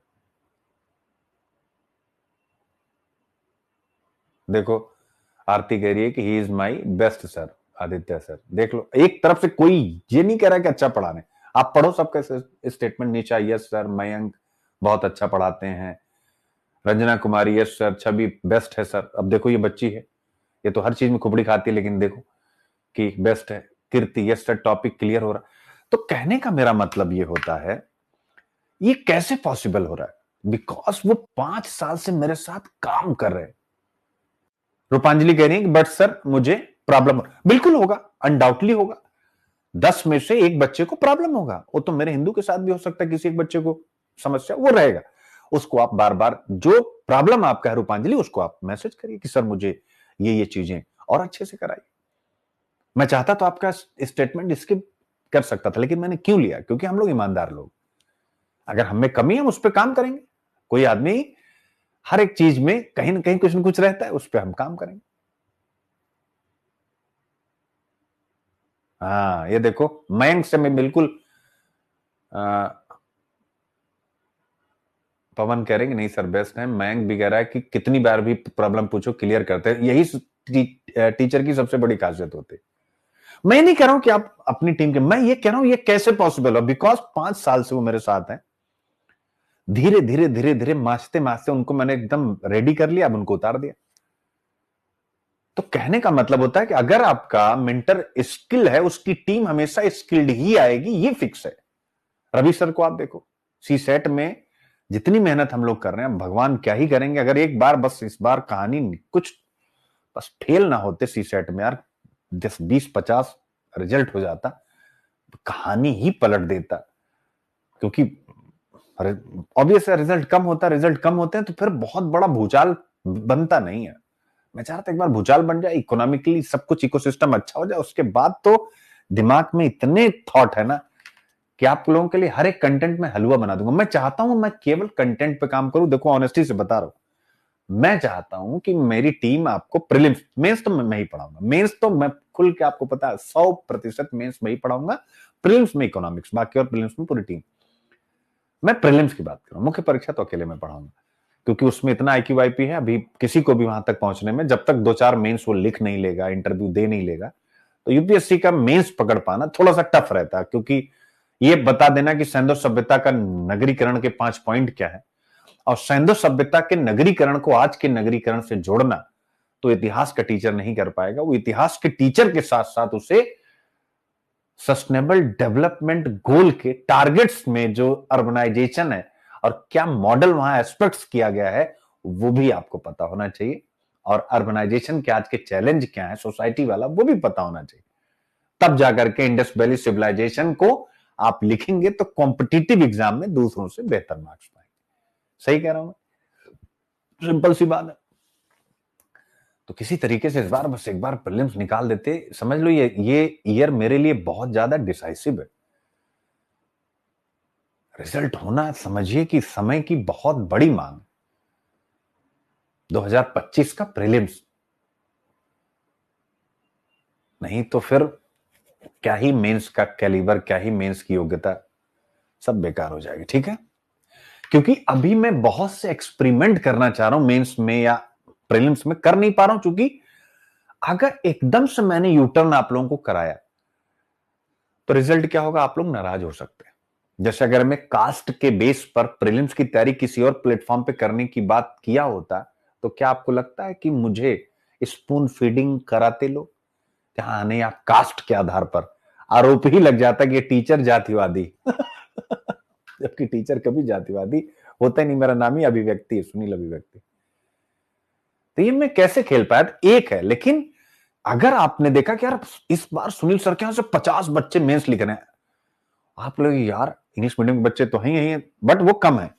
अब आपको लगा कि यार हिंदी मीडियम की इतनी बड़ी 50 बच्चे, आज तक किसी कोचिंग ने दिखाया नहीं कि 50 बच्चे हमारे यहाँ मेंस लिख रहे हैं, सुनील सर दिखा रहे हैं, ये देखो मेरे पढ़ाए हुए। फिर वहीं से कहानी पलट जाएगी। लेकिन अब उसके लिए तपस्या तपस्या तपस्या तपस्या आप भी कर रहे हैं, हम भी कर रहे हैं। तो कहने का मतलब यही है कि प्लीज डिसिप्लिन मेंटेन करिए। मेंटर को अपने, जहां भी, मैं अपनी बात नहीं कर रहा हूं, जिसको भी आप पकड़े आप उसको पकड़े नहीं, मुझे पकड़े रहिए, एक समय दीजिए और नर्वस नहीं होना। कुछ बच्चे सुसाइडल बात कर देते हैं, सर मेरे मन में आए कि मैं सुसाइड कर लूं यार, या सर अब तो मुझसे कुछ ना होगा, मेरी तो जिंदगी खराब है यार। ये तो गलत बात है भाई। इस बीच एक दो कॉल्स आई ऐसी, नहीं यार ये तो गलत बात है। तब तो सबसे पहले मुझे ही सुसाइड कर लेना चाहिए था इंटरव्यू दे के फेल हुआ और 11,000 की नौकरी कर रहा था। उस नौकरी में चूंकि फिटनेस एक्सपर्ट था तो दूसरों के पैर वैर उठाने में जूते उते भी हाथ में लग जाते थे। अब मुझे क्या करना था? अरे यार मैं तो डीएम बनना चाहता था, एसपी बनना चाहता था। आज मैं दूसरों को उठा रहा हूं, उनके शूज मेरे हाथों में टच कर रहे हैं, कहां कहां से आए होंगे। यही है मैं, क्या मैं इसीलिए पैदा हुआ और उसके बाद ढैंग ढैंग ढैंग पिक्चर की तरह पंखा लगाया लपक के? नो यार, उसका भी आनंद है श्रम का। जो श्रम की वैल्यू समझेगा ना, फिर उसके लिए कोई काम छोटा बड़ा नहीं। समझ गए? थोड़े से पैसे चतुराई से कमाए गए, फिर आप सबके साथ आज जीवन का कितना बड़ा, मेरे जीवन का एक कितना बड़ा अवसर है, कितनी बड़ी अपॉर्चुनिटी है यार, कि मैं आप सब में से 10, 20, 50, 100 जितने भी हो, उन बच्चों को मैं नई नई चीजें प्रतिदिन सिखा पा रहा हूं। दिस इज द अचीवमेंट यार। अचीवमेंट ये थोड़े कि अगर हम आईएएस नहीं हो पाए, आईपीएस नहीं हो पाए तो इसका क्या मतलब होता है? पंखा पकड़ लें, या हम मान लो और भी असफल हो गए तो क्या पंखा पकड़ लें? अरे इस सोसाइटी में ऐसे बहुत से लोग हैं, आप अपना जीवन समाप्त करने के बजाय उनके लिए अपना जीवन न्यौछावर कर दीजिए। यानी आप असफल हो गए और आप पंखा ढूंढ रहे हैं, उससे अच्छा है कि आप असफल हो गए, अपना जीवन त्याग दीजिए। कैसे? आज से मैं सुनील नहीं हूं। जिन बच्चों के मन में यह ख्याल आता आज से मैं नहीं हूं, यानी मैंने अपने आप को मार दिया, एक प्रकार से मैं, सांसें चल रही, लेकिन जिस रूप में अभी तक था वो समझ लीजिए कि मैंने वैचारिक पंखे से अपने आप को समाप्त कर दिया। अब मैं उतर रही हूं। 30 साल तक मैंने अपने जीवन में जो सीखा है, अब मैं जो प्राइमरी स्कूलों में बच्चे हैं हमारे यहां, उनको ट्यूशन दे करके, यानी मर तो वैसे ही रहे हो, तो अब मैं उनको ट्यूशन दे करके अपना जीवन में सार्थक नहीं बना पाया या बना पाई, अब इनका जीवन मुझे सार्थक बनाना है।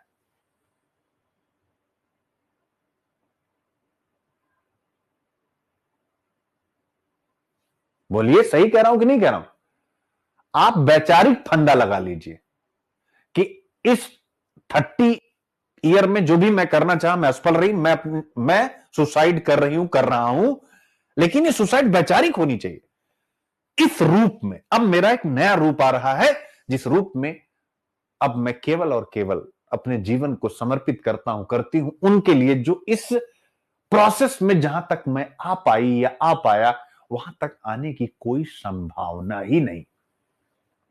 और ऐसे एक दो लोग आपके यहां तो है नहीं, कम से कम 40 करोड़ लोग ऐसे हैं जिस सिचुएशन में आप हैं वो वहां तक कभी नहीं आ सकते। मैं केवल आईएएस की तैयारी की बात नहीं कर रहा हूं, आर्थिक परिस्थितियों की भी बात कर रहा हूं। 40 से 50 करोड़ लोग ऐसे हैं। तो आपके तो जीवन में ये होता है लेकिन, और स्वाभाविक रूप से आप इस प्रकार की सोच रखें, ये सब मुझे बहुत अटपटा लगता है। ठीक है, हम किस देश में रहते हैं? उस देश में जिसमें वाल्मीकि ने रामायण लिखा और वही रामायण आज हमारे देश का आदर्श है। और उन वाल्मीकि साहब का जो आरंभिक जीवन था आप सब पढ़े हैं, बताइए वो क्या प्रोफेशन चलाते थे? वाल्मीकि साहब क्या प्रोफेशन चलाते थे? आप मुझे बताइए, उनका क्या प्रोफेशन था रामायण लिखने के पहले? बोलो भाई, वाल्मीकि क्या थे? अपने डाकू थे। हमारे देश के साहित्य में बड़ी ताकत है यार। ये आपको एक आधार प्रदान करते हैं कि आप अपने जीवन को बदल सकते हैं और सोसाइटी उसे एक्सेप्ट करेगी, करना पड़ेगा। तो इसलिए अपने आप को ये सब नहीं कह रहे यार अब इस बार नहीं हुआ। अरे मैं बैठा हूं ना, इतने आप लोग मेरे पास कहां कहां से पढ़ने आ रहे हैं, तो क्या आप अपने डिस्ट्रिक्ट में एक IQIP गुरु के नाम से कोचिंग नहीं डाल सकते? पूरे जिले में आप लोगों को पढ़ा रहे हैं, अपनी तहसील में पढ़ा रहे हैं। अब आप कहेंगे सर बच्चे नहीं आते। एक बच्चा मुझे फोन किया था, कहा सर मैंने बहुत कोशिश कर ली, बच्चे नहीं आते। अब उसको मैं हमने कहा कितना टाइम किया? करा सर बहुत उधर, मतलब वो एकदम सुसाइडल वाला दिमाग में यही वर्ड ही आया कि सर मैं ऐसा कर सकता हूं। मैंने कहा यार अब तो इसके लिए कुछ करना पड़े। फिर मैंने उससे बड़ी लंबी बात की, नहीं सर मैंने कोचिंग भी करके देख लिया। चलिए, अब भाई तुम आज कोचिंग खोले हो, अब तुम सोच रहे हो कि आज एक आया, एक हफ्ते तक कोई नहीं आया, अब तुम दुखी हो गए। अरे वेट करो भाई, अच्छा काम करो। जब आप अच्छा काम करते हो तो आसपास हवा फैल जाती है कि नहीं फैल जाती कि यार ये एक लड़का है, वो किसी भी जाति का बड़ा गजब का मास्टर है। अब आप आईएएस की तैयारी कर रहे थे और आप सुसाइड करने की बात करते हैं। आप तो, और इसलिए क्योंकि अब क्या करें? अरे भैया आप ट्यूशन शुरू कीजिए, अच्छे होंगे, आसपास के सब लोग आपके पास आएंगे। 100-100 रुपया लीजिए, 50-50 रुपया लीजिए। 1-2 साल सबको तकलीफ सहनी पड़ती। मैंने बताया नहीं, 11,000 रुपए की पहली नौकरी किया। ठीक है, ठीक है, तो ये सब कुछ नहीं सोचना चाहिए। तो ये सारे टॉपिक अब बिटा जाते हैं, यानी देख सकते हैं हिंदू के बाद बिजनेस लाइन। ये बड़ा अच्छा टॉपिक है। नीति समन्वय महत्वपूर्ण, पॉलिसी कोऑर्डिनेशन, ये बड़ा अच्छा टॉपिक है। यानी पॉलिसी कोऑर्डिनेशन, सेंटर और स्टेट में जितने भी स्कीम्स हम लेके चल रहे हैं, जो भी पॉलिसी, इकोनॉमी, सोशल, स्किल, कुछ भी, इंडस्ट्रियल पॉलिसी, उनमें एक समन्वय होना चाहिए। यानी पॉलिसी का IQIP कह सकते हैं कि नहीं? यानी ये एडिटोरियल लिख रहा है कि भैया पॉलिसी का इंटरलिंकिंग होना चाहिए। अच्छा है, तो ये सरकारी नीतियां, क्योंकि आपकी पूरी एक यूनिट है GS पेपर 2 की, तो सरकारी नीतियां और उनके सामने क्या चैलेंजेस हैं, और उन चैलेंजेस में सबसे बड़ा कोऑर्डिनेशन की कमी है। और कैसे हम कोऑर्डिनेशन बनाएं, बड़ा अच्छा टॉपिक GS पेपर 2 का। GS पेपर 3 इकोनॉमिक्स का भी, क्योंकि पॉलिसी, इकोनॉमी, GDP, इंक्लूसिविटी सब है। ऐसे या नीति गतिहीनता थी या क्रियान्वयन गतिहीनता जिसने समृद्धि को मंथर कर दिया, इस प्रकार की जितनी भी चीजें हैं। तो पॉलिसी कोऑर्डिनेशन का मतलब क्या है? पॉलिसी कोऑर्डिनेशन की आवश्यकता क्यों है? और अगर आवश्यकता है तो उसको कैसे हम व्यवस्थित करें, यानी वे फॉरवर्ड क्या हो, उस विषय पर हम अच्छी चर्चा आपके साथ करेंगे। अच्छा टॉपिक, मेरा सबसे फेवरेट, ये जब मैंने पढ़ा मुझे बहुत अच्छा लगा। ठीक है ना? इसी प्रकार से मेरे प्यारे बच्चों, पेटेंट का हो गया, डेवलपमेंट के कुछ और फैक्टर्स हो गए, STEM, science, tech, engineering, mathematics, इन सब विषयों पर, लेबर मार्केट के बारे में, लेबर प्रोडक्टिविटी के बारे में हम लोग पढ़ेंगे। GS पेपर 2, 3, यानी सभी आपके सामने लिखे हुए हैं कुल मिला के। ठीक है, 19वां आएंगे, सरकार को दालों के, यानी दाल के आयात पर अंकुश लगाना चाहिए और दाल उत्पादन को बढ़ावा देना चाहिए। GS पेपर में ज्योग्राफी के अंदर भी आ रहा है, ये न्यूट्रिशन को लेकर के सोसाइटी में आएगा, गरीबी एवं भूख, गरीबी एवं विकासात्मक, GS 1, ज्योग्राफी के अंदर भी आएगा दलहन पर। इसके अलावा इकोनॉमी का पार्ट है ही है, सरकारी नीतियों का पार्ट है ही है। और फिर इसके बाद इंडियन एक्सप्रेस, कृषि व्यापार अधिशेष क्यों घट रहा है, यानी हम एग्री एक्सपोर्ट में क्यों पिछड़ रहे हैं, एग्रीकल्चर पॉलिसीज पर हम लोग बात करेंगे, सरकारी नीतियां और इकोनॉमिक्स दोनों की निगाह से। ठीक है, फिर तांबे, जाम्बिया में जो भारत ने तांबा खनन का प्रोजेक्ट अपने हाथ में लिया, उसी विषय को लेकर के यहां पर चर्चा है कि अमेरिका भी वहां पर एक्टिव है, चाइना भी एक्टिव है। तो अंतरराष्ट्रीय संबंधों में जो भी क्रिटिकल मिनरल्स हैं वो किस प्रकार से महत्वपूर्ण भूमिका निभा रहे हैं, क्रिटिकल मिनरल्स किस प्रकार से ग्लोबल ऑर्डर को शेप देने में एक बड़ी भूमिका का आधार बन रहे हैं। अब फ्यूचर का प्रश्न मैं आउट कर दे रहा हूं, चाहे पीएसआईआर ऑप्शनल हो चाहे जीएस हो, आप देखिएगा ये एकदम आपको मिलेगा, जिस विषय पर मैं कल आपसे बातचीत करूंगा, GS paper 2 IR, GS paper 3 economy और प्रीलिम्स की निगाह से।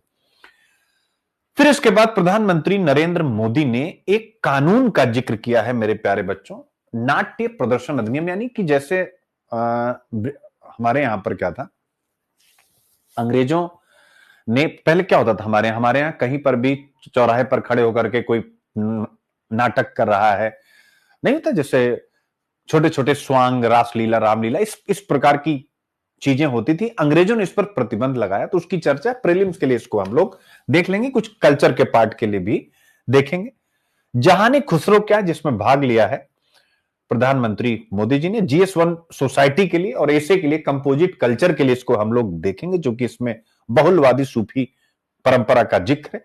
राष्ट्रीय विज्ञान दिवस और रमन इंपैक्ट के बारे में पढ़ेंगे, जीएस पेपर 3 साइंस और प्रीलिम्स के लिए। तो कुल मिलाकर के आपके पास 24 टॉपिक हैं, और 2-3 जो मैंने अभी आपको जिक्र किया जो बाद में, यानी जो वर्किंग आवर्स वगैरह, इन पर भी बातचीत होगी, और कल के भी टॉपिक हो जाएंगे। तो कुल मिलाकर के 30-35 टॉपिक, एक महाअभियान, लेकिन कोशिश करूंगा 2 घंटे में इस महाअभियान को समेटा जाए और अच्छे से समेटा जाए, इसीलिए मैंने ये सारे विषय चर्चा कर दिए हैं। इतना ही नहीं, आगे आपको ये जो पीडीएफ जाएगी, इसमें इसका डिटेल भी, यानी टॉप जो क्या है इसके अंदर, वो भी दिया गया है, टॉपिक ऑफ डिस्कशन। लेकिन उसके पहले अभिव्यक्ति आईएएस आप देख सकते हैं बच्चों, यूपी पीसीएस 2025, आप अब इसी से हमारा विजन, हमने पूरा प्लान आपके सामने रख दिया है। प्रीलिम्स क्लासेस जरा देख लीजिए, तो ये आपके लिए प्रीलिम्स कितना चल रहा है, आप सब कुछ आप देख सकते हैं। इकोनॉमी हम क्या कर रहे हैं, पॉलिटी क्या करें, हिस्ट्री क्या करें, इन्वायरमेंट, ज्योग्राफी, साइंस आप देख सकते हैं। द हिंदू IQI पीडीएफ इसमें आपको मिलेगी, यानी शामिल, अलग से आपको लेने की जरूरत नहीं। Pre and mains current affairs के लिए ये हो गया प्री का, अब फिर देख सकते हैं, यानी हमने पूरा प्लान, ये हो गया मेंस का। अभिव्यक्ति आईएएस यूपी पीसीएस 2025, यानी जीएस पेपर 4 प्लस एसे से हम शुरुआत करेंगे, GS paper 3, GS paper 2, GS paper 1, GS paper 5 and 6 कैसे होगा, आपके सामने पूरा प्लान है मेरे प्यारे बच्चों, याद रखिएगा। तो आप लोग को जहां भी कनेक्ट होना है आप कनेक्ट कर लीजिएगा, फोन नंबर हमारा दिया गया, अभिव्यक्ति लर्निंग ऐप पर आप आ जाइएगा। अब पूरा डिटेल आता है, यानी हर एक टॉपिक जो आपके सामने मैंने डिस्कस किया है, अब मैं स्क्रीनशॉट के आपके सामने, आर्द्र भूमि व्हाट इज द इश्यू लिखा हुआ है, इसको आप एक बार देख लीजिएगा, अच्छे से देखिएगा, जिससे कल हम लोगों का समय कम लगे, क्योंकि कभी आप व्यस्त कभी मैं व्यस्त, तो जैसे 2-3 दिन मैं नहीं क्लास ले पाया, तो स्वाभाविक रूप से अब आपकी ये जिम्मेदारी बनती है कि अपने गुरु को सहूलियत दें। अगर आप टॉपिक समझ पा रहे हैं तो स्वाभाविक रूप से आप उसको निपटा देंगे। IQIP तो सारा मैं कर रहा हूं, क्योंकि वो आपसे होगा नहीं, ठीक है, मैं केवल कंटेंट की बात कर रहा हूं, कंटेंट पे आपको देखना है, ठीक है। तो ये सारा हो गया, आप देख सकते हैं। और भारत और यूरोपीय संघ वाला टॉपिक आपके सामने है, व्हाट इज द इश्यू, ये भी आ गया। फिर इसके बाद विकास को बढ़ावा देने के लिए नीति समन्वय महत्वपूर्ण, आपके सामने व्हाट इज द इश्यू, ठीक है, क्लियर बच्चों। मछुआरों के हित में, यानी मछुआरों वाला मुद्दा आप देख सकते हैं, ये भी आ गया, व्हाट इज द इश्यू।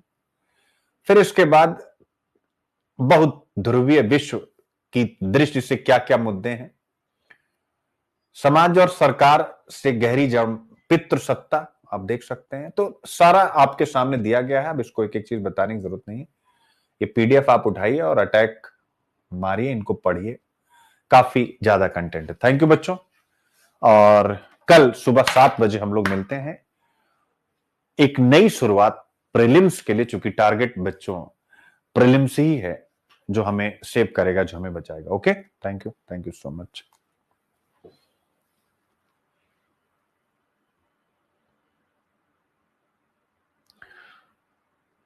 पवन, यही मैसेज एक बार आप जो ऑफिशियल नंबर उस पे कीजिए या मेरे पर्सनल नंबर पे आप कीजिए पवन, ठीक है? अभी सब मिल जाएगा, क्योंकि 1 तारीख समय था ही नहीं ना, तो जो भी इश्यू आया होगा उसकी वजह से आप एक बार मैसेज कीजिए, ठीक है?